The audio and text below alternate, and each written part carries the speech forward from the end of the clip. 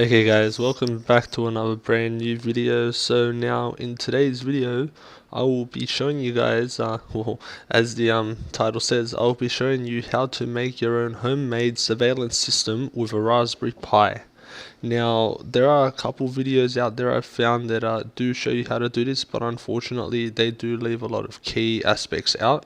Now I'll be making a very in-depth video, or actually a few maybe in a series, on how to make this, and they'll all be very in-depth, so they will give you a lot of detail about everything you need to know, and there will be nothing that's skipped. So pretty much what I'll be doing is, with the surveillance system, you'll not be only able to view live feed either locally or over the internet, but you'll also be able to remotely enable an alarm, and you'll be able to disarm it depending on the situation. So for example, let's say the alarm system, or sorry, the security system detects some motion, and then it sends an SMS to your phone, or it sends you an email, and then you realize that something's happening that is something that you don't want to be happening. So for example, maybe someone's trying to steal your car or something like that, and let's say that you want to scare away those thieves, so you can just enable an alarm, and well, who isn't scared of sound, right?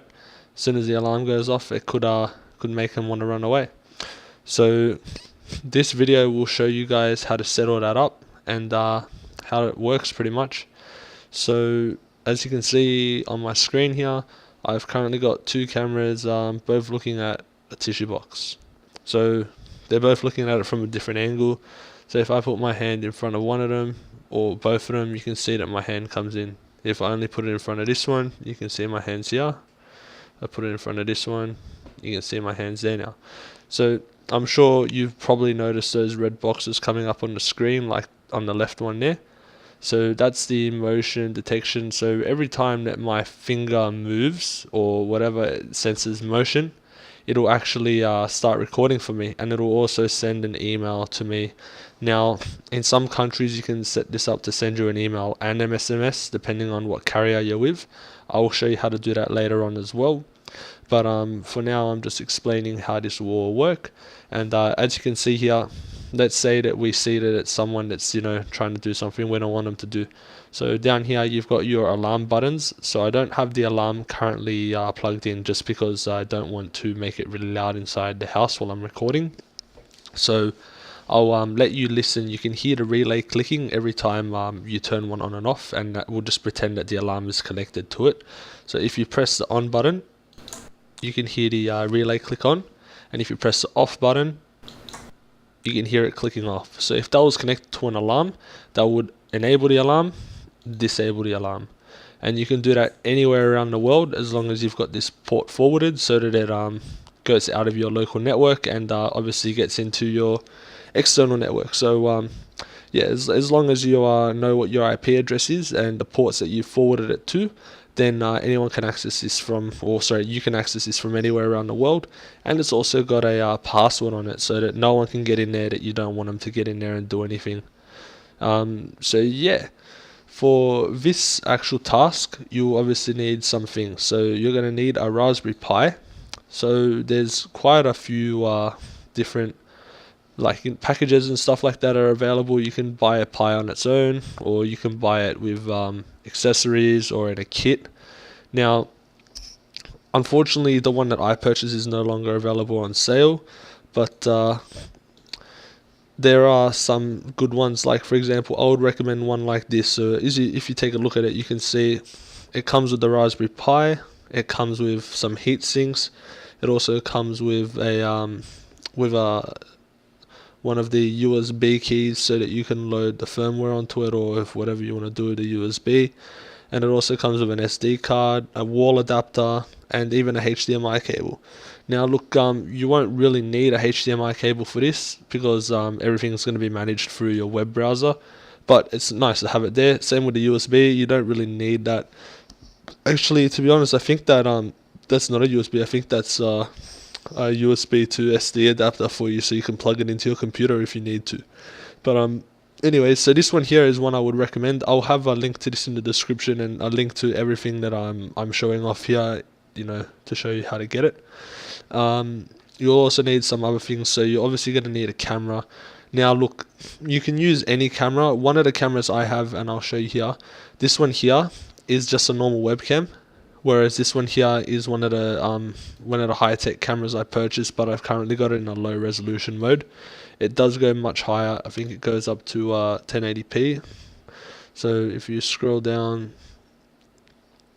and we go to the movies and the video streaming. Okay, so like we'll go video streaming. Oh, here it is. Sorry, in video device you can change the resolution, so you can do whatever you want as long as the camera supports it.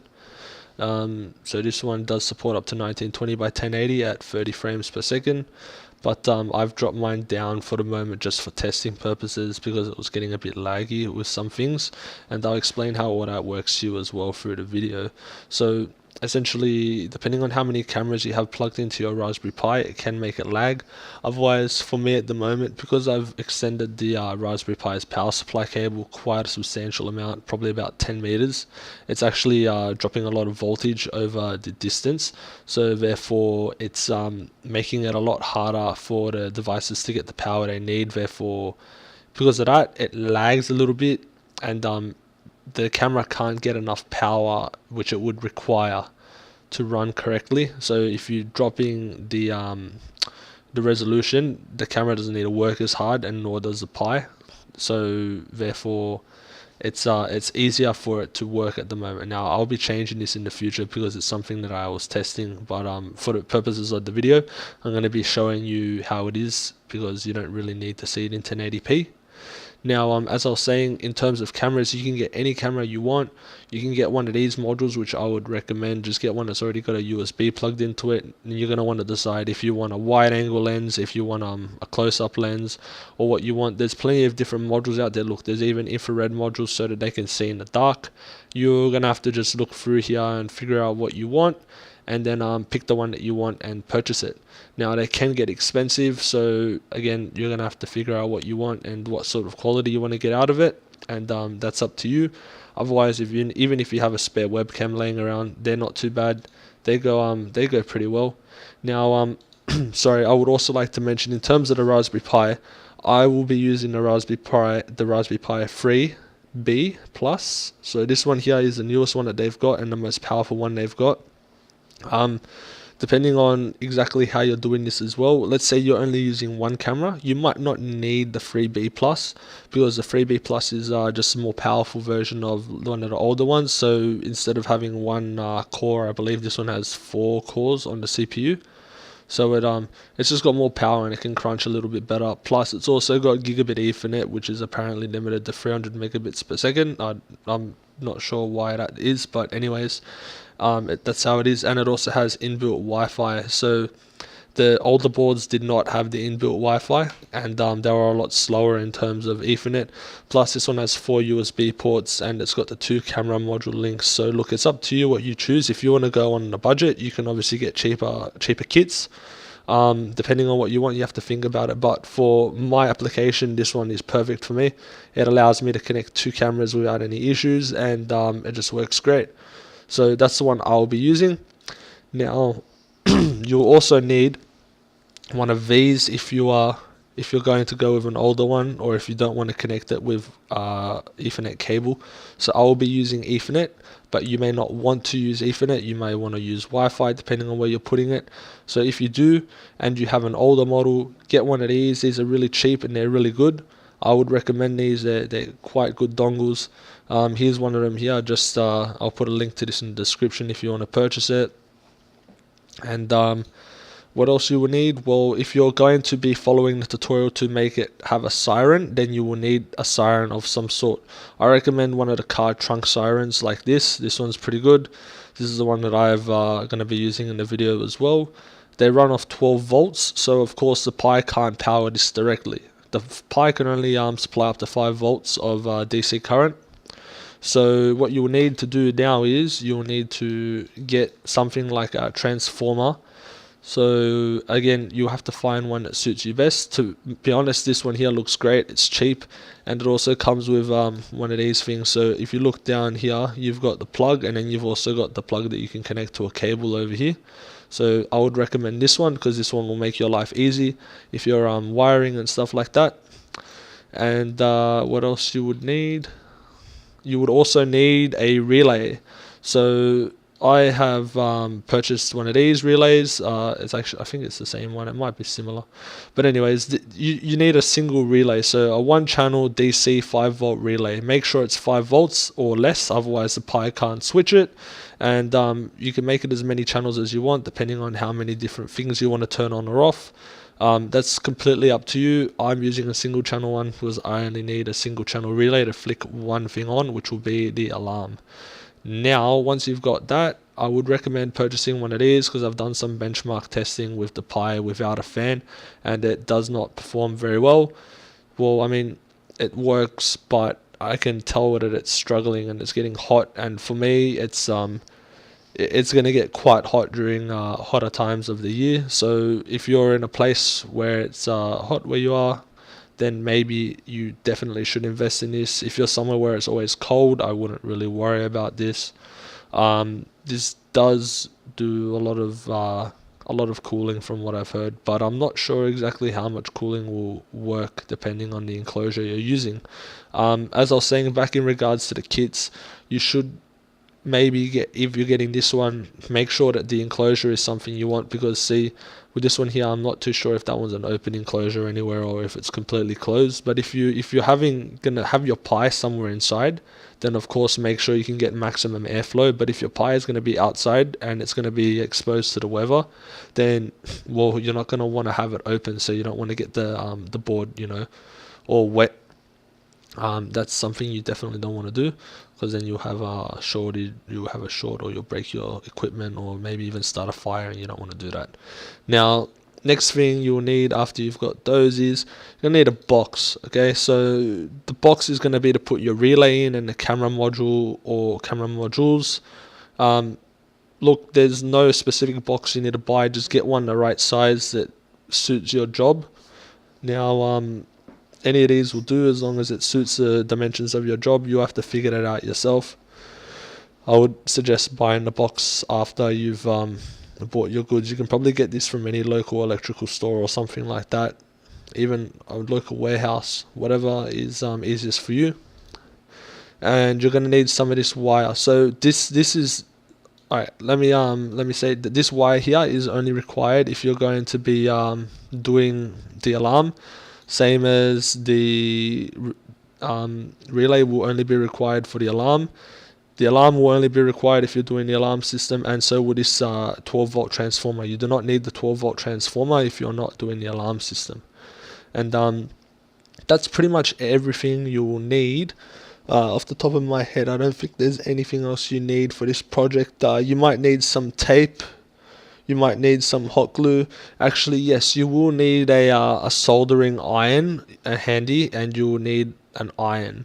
Some solder as well for it, so you can solder your wire to the relays, and from the relay to the Pi. And otherwise, you can purchase some jumper cables. So, like the hobby jumper cables that you can use for Arduinos and stuff like that. Jumper lead for Arduino.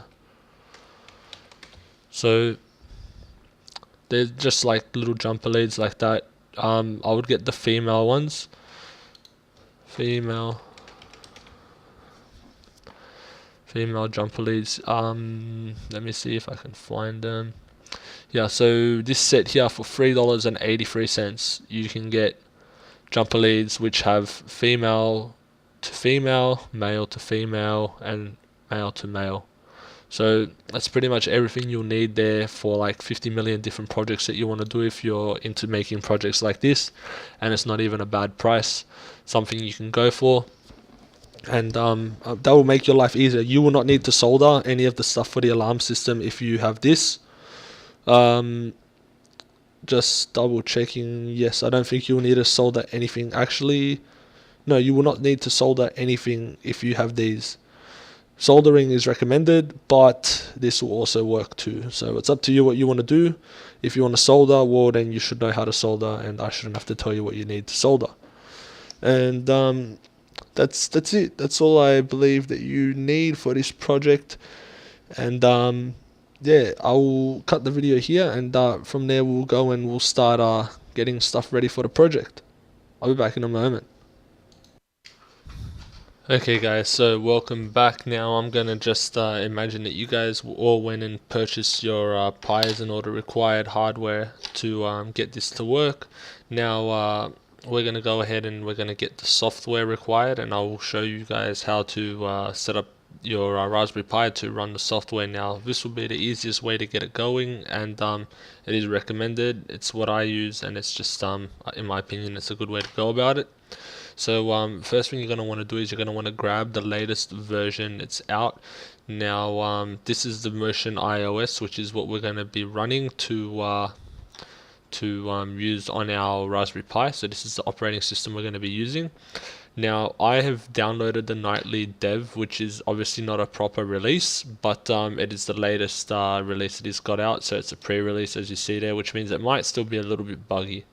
If you guys don't want anything buggy, I would recommend going for the latest release, which is this one here, at this current point in time. Otherwise, if you don't care if it's buggy or you just want the latest features, then you can go for the pre-release, which is the one that I'm using. Now, if you've purchased a Raspberry Pi free like me, then you would want to download the image.xz for the Raspberry Pi free. If you've got a 2, you similarly want to get the one for the 2. If you've got the Raspberry Pi 1, you want to get that one there. Otherwise, if you've got any of the other supported boards, which I have not recommended to use, I mean, the Pine is quite a powerful board from what I've seen. I haven't looked into the rest of them. But whatever board that you have, you're going to want to download the OS specific to that board. So for me, I will download this one. So you just pretty much click it, and it should start downloading. Now, since I've already got it downloaded, I'll just let it download anyways so you guys can see. You're also going to want to download a Win32 disk imager if you're using Windows. Otherwise, if you're using another OS, you're going to need to find another imaging tool. Even if you're using something like Mac OS X, or if you're using Linux, you can just install Wine if you know how to use Wine and use that. Otherwise, find another tool and use that tool to image your drive. Now, just going to plug in a USB, which is not the actual card that I'm using. So just for tutorial purposes, I will not be plugging in my SD card because I've already done this. But for you, you're going to want to plug in your SD card now into your computer. And you don't need to wipe it if you don't want to. You can if you do. You don't have to, because the Win32 disk imager will wipe the disk for you. So as I was saying, you'll want to download that as well. So you press the big download button and it will download an installer. So once you've downloaded the installer, you need to install it. So if we go Win32 disk imager, so I've already got mine installed as well, but this is how you'll do it. You just open it up and go through the agreements, decide where you want to install it, press next, and then press install.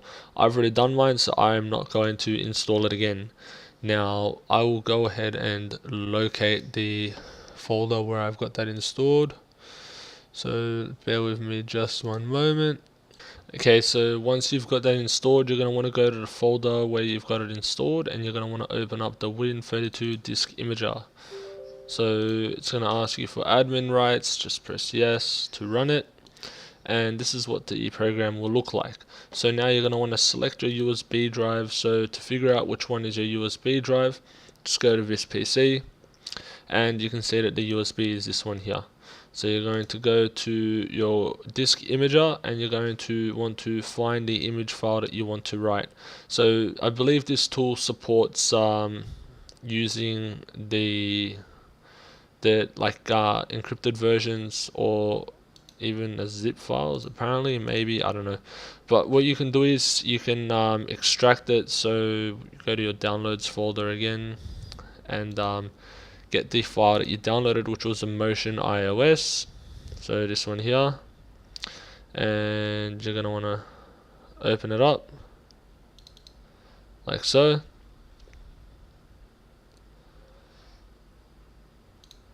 Okay, and this is the image, so it's a .img folder, whatever you want to call it. So just copy and paste that somewhere safe or wherever you want. So maybe make a new folder called Pi image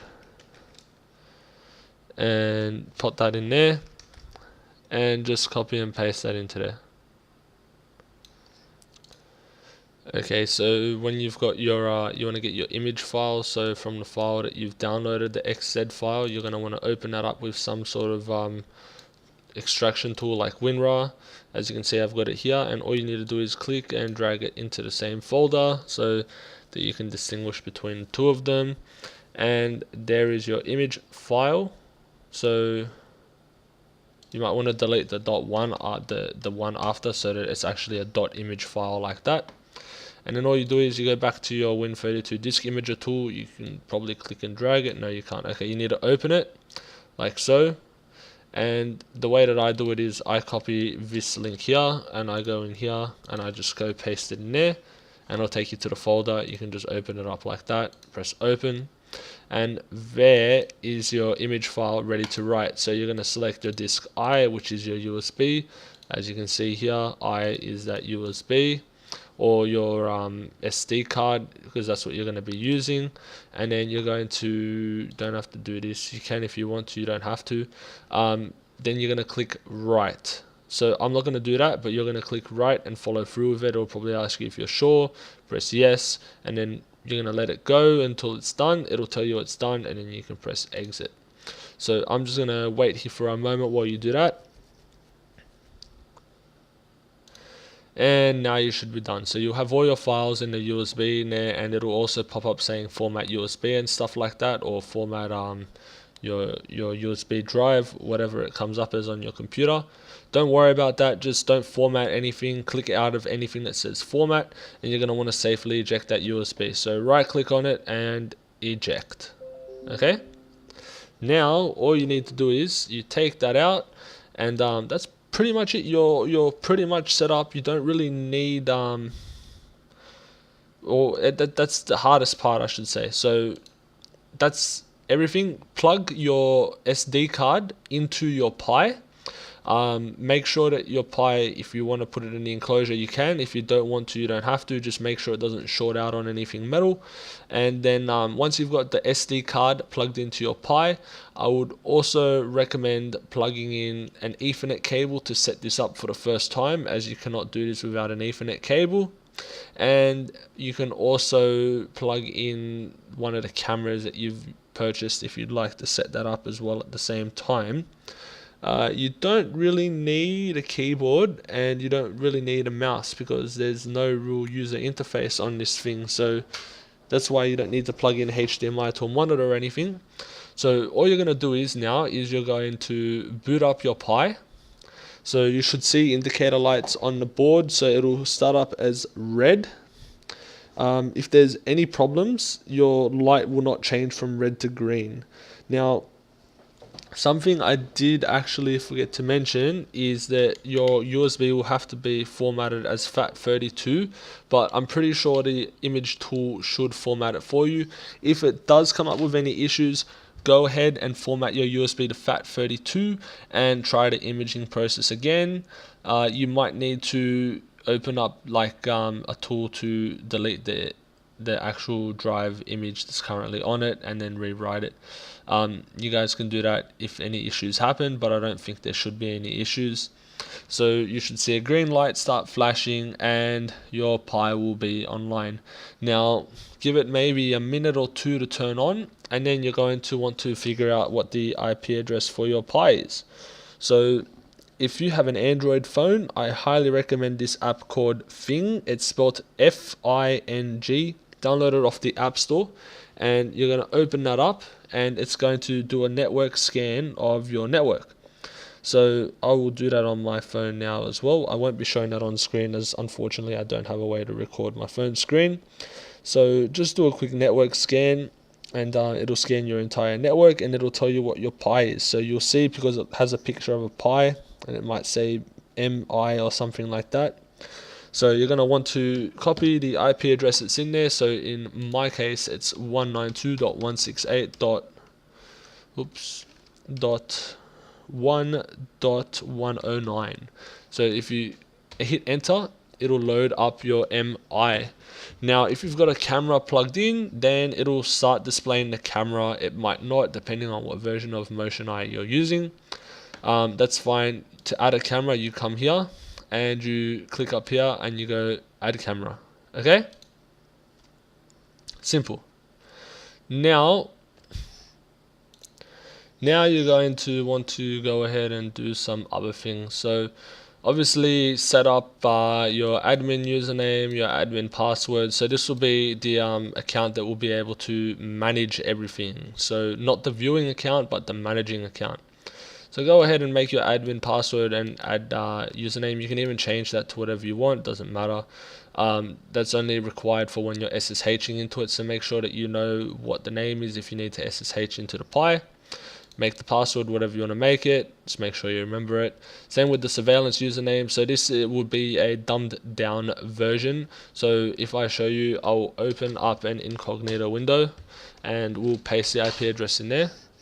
So if you take a look, so if you see, it'll ask you for the username and the password. So all you do is you're going to either log in with your admin account or with the user account if you want to just view it. So the user account would be user and whatever password you set. So I'm just going to type in my password. And you can press remember me if you want, or you don't have to if you don't want to. And I've actually forgotten my credentials. Okay, so there it is. As you can see here, the camera view is still the same. You'll have access to some of the basic controls here, but you will not have any other access. As you can see, all you have is this, which is nothing to change anything in the admin side. So you can close that. And back to here. So look, if you need to do anything to update the Pi, you can check for updates. You can shut down the Pi if you want. You can reboot it.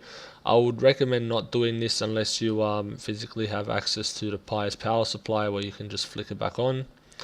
Then you'll also be able to set up network stuff. So as you can see here, I've got a manual IP set for it, so it never changes. It's default gateway and it's DNS server. You guys can set that up as well. I would recommend just leaving it as it is or setting a static IP. Make sure that your IP conforms with your subnet mask so that it works. So that means if yours starts with a 10, don't change yours to 192 like mine. If yours starts with 192, 168, and then whatever, you can change yours to mine. Just make sure that this number here is either .1 or .0 depending on your network. Don't play with these settings if you don't understand what they are. Just leave them as they are, or otherwise go and learn a little bit about them. It won't take you too long, but I would recommend just leaving it as it is, or copying the actual address that's in there and making it into a manual static IP so this doesn't change on you, so you can continue to use it as it is and it will be on the same network address. Following that, you can go to services. So I've enabled FTP. I've also required authentication for FTP. You don't need to enable write support if you want to, it's up to you. I honestly didn't change these, I left it as it is. Sandbox server, that's for Windows to map a network drive of it. If you want to do that, you can do that. Require authentication, same thing. And I've also enabled SSH. This is important because we're going to need this later if we're using the siren functions. If not, don't worry about it, you don't need it. With expert settings, let's see what we've got in here. So you've got your network link timeout. Just make sure yours are similar to mine, okay? Alrighty. And that should be it. Now you can name your camera whatever you want. Depending on which one you click on, this will change. So make sure that the one you click on is named what you want it to be. Then you can give it a camera ID. Don't touch that, leave that as it is. Don't touch that, leave that as it is, unless you know it's something different. Automatic brightness, you can use that if you want. To be honest with you, I don't need it. I don't think you need it either, but it's there if you like the function. Video resolution, you can make it whatever you want. Just a warning, if you're using 2 or more cameras with Raspberry Pi 3B, once you get to 1920 by 1080, it does get a little bit choppy regardless of your current that's going into the Pi. 1280 by 720 does work for me very well when the current was correct, but since I've extended my cable, 640 by 480 is what's working now, so I'll reduce it again so I can get the higher resolution. You guys can choose whatever resolution you want. If you want smaller videos, then smaller resolution is better for you. If you want larger videos with high quality, then you want a higher resolution. Always make sure your frame rate is high, otherwise you're not going to see anything. You're going to have 1 frame every second, which is not good. So make sure that's all the way up to 30, and that's good. Don't have any video rotation. You don't need any other motion options unless there's something that you want. You can decide on your own, and you can adjust that as you see fit. With file storage, I've gone ahead and I've done some other things. So I've used the network share, and I've got the network address added and all that. So that will all save to my network drive rather than saving directly to the Pi, which saves space on the Pi. To do that, you can test it as well. You guys can play around with it and figure it out if you have a network drive. You don't have to if you don't want to. It's just up to you. It's my personal preference. With a text overlay, you can choose where you want it to overlay text. So on the left, I've got the camera name, and on the right, I've got the timestamp. So it tells you what time and what camera. Next, you've got the video settings. As you can see here, I've got the streaming frame rate up to 30. So again, so you can see what's happening. And I've got the stream quality down to 25%, just so that it reduces the amount of bandwidth that this uses when I'm streaming to my account, so that other devices on the network can also use the bandwidth. You can turn image resizing on or off depending on what you want to do. You make it smaller or bigger. I've got mine set to off. Streaming port is 8081, so if it was camera 2, it'll be 8082. So the number will increment depending on how many cameras you have connected to it. Don't change it if you don't know what you're doing. Authentication mode is disabled. You can change that. If you read here, it is always give you some helpful information. So the authentication method used by the stream. So yeah, you can use credentials for a specific camera or stream if you want to. And then there's motion optimization there. So enable this if you want lower frame rate for a live streaming when no motion is detected. I would recommend you don't do that, because you might see things, or you might want to look at your camera when it doesn't detect motion, and you might not be able to see what's happening. So I would recommend not using that, but you can if you want. That's up to you. This is how the images will get saved. So there's a button. If you look here, there's a button to take an image. There it is over there. Take a snapshot. This is how it gets saved. Otherwise, there's motion triggered. So I use the motion triggered 1 picture only. You don't want it to take 1,000 pictures. But then again, if you want it to take 1,000 pictures, by all means, motion triggered will take as many pictures as it can in the time that there's a motion event. Otherwise, there's interval snapshots that take images every now and again. All frames will take a picture of absolutely every single frame, which I don't think you want either. And manual is just clicking the button. I've also selected this option here. So by default, you'll get YMDHMS, but I've added Q, which is the seconds as well, or the milliseconds, I think. Hours, minutes, seconds. This is milliseconds, because you might have another image that comes through in the same millisecond or in the same second, and it will overwrite the other one unless you've got this here, so that it can save itself as a different name. Same thing for movies. Choose whatever desired format you want for output. Motion triggered as well, so you don't need a continuous recording. Motion triggered is fine to save them to your network drive. You can use a continuous recording if you want, but be prepared to have to give up a lot of disk space for that. Now, I keep preserve the movies for 1 week, so if anything ever happens, I've got a week to take them down or copy them somewhere else before they get automatically deleted by the Pi. And you don't need the queue here, because let's be real, you're not going to get 2 videos in the same second. Next is the motion detection. So here's the camera threshold.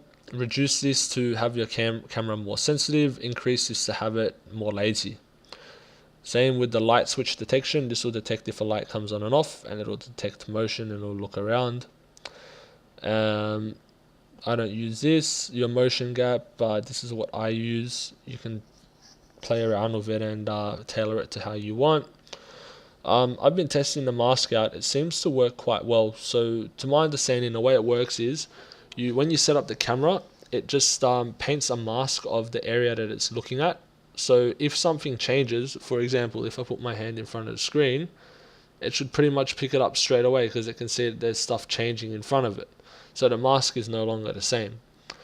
That's what I think is a good one. You can either use a mask, you don't have to, that's up to you, personal preference as well. I believe the mask uses more of your CPU usage, so keep that in mind. And I always use show frame changes, which is the red box that comes up on the screen, because I like to see where the motion is being detected, just in case, for some reason I don't see it with my own eyes. You never know. And in here you can add your your information for a server. So you can add the address that it's going to over here. You can add so this is for your emails to send notifications, and then you can add the address that it's coming from here. And then you can also add the SMT port here, which this is going to have to be 587 if you're using Gmail. Your password is whatever password you use, and I just use the same from address. Now you can add multiple addresses to the email address section. I would recommend, if you're going to be adding multiple addresses, or if you live in a country where you can do email to SMS, I would recommend putting your phone's phone number in here at your carrier's address. Now you can Google how to email your phone, like a text message to your phone from an email, and you'll figure out how to do it. It's pretty good. It's another good way to get the stuff directly to your phone. Let's say you don't have an internet connection, but you have for example, an MMS connection or something like that, and it gets sent to your phone via text. You can get one of your friends, you can text one of your friends to tell them to check your stream to make sure there's nothing dodgy going on there. And if there is, then they can go ahead and alert the authorities or play a siren or alarm for you. Now, I make the attached picture time span 40 seconds to give the the program quite a bit of time for lag and whatever else could be there. Plus, it also attaches additional images. Sometimes, I want to at least get a minimum of one image per email it sends, and then sometimes you can even get additional images per email, which is great. So that's up to you as well. You can play around with that depending on your internet speed and your bandwidth and whatnot. So you can go ahead and do that. A working schedule now. This here, I've just got mine off so that it's working whenever. But otherwise, if you want your camera to be on at certain times or functioning at certain times, you can activate that in the schedule. Alrighty. So that is pretty much how you're going to be setting up the Pi, and do the settings for both cameras, of course, or for as many cameras as you need. And that's pretty much it. If you're not looking to set up the alarm system, then you're done. Go ahead and have fun or play around with your camera system, your surveillance system. Play around with the settings, get it personalized and make it best for you. Otherwise, if you are planning to set up the alarm system, well, there will be more coming soon. I'll be just pausing the video now, and then I'll be back to you in just a second.